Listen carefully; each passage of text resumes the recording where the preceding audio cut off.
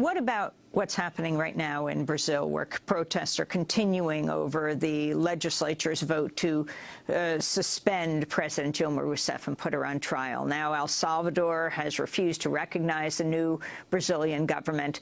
And the Salvadoran president said Rousseff's ouster had, quote, the appearance of a coup d'etat. What's happening there? And what about the difference between, it looked like perhaps Bush saved Latin America simply by not focusing on it. It totally wrapped up in Iraq and Afghanistan. It looks like the Obama administration is paying a bit more attention.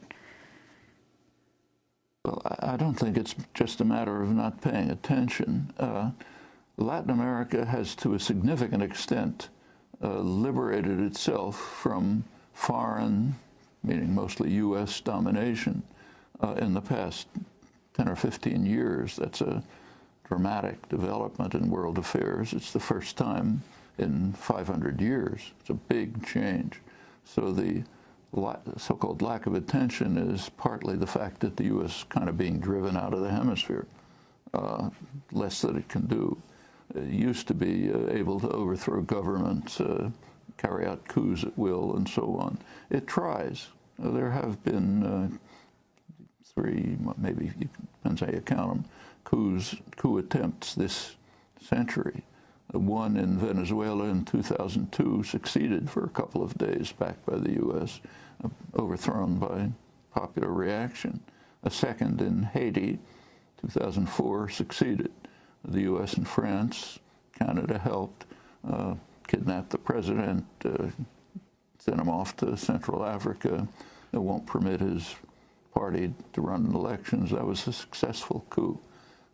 Honduras, under Obama, there was a military coup, overthrew a reformist president. The United States was almost alone in pretty much legitimizing the coup, you know, claiming that the elections under the coup regime were legitimate.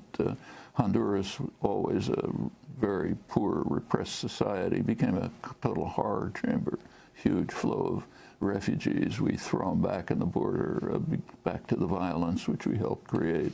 Paraguay, there was a kind of a semi-coup. What's happening also to get rid of a progressive priest who was running the country briefly. What's happening in Brazil now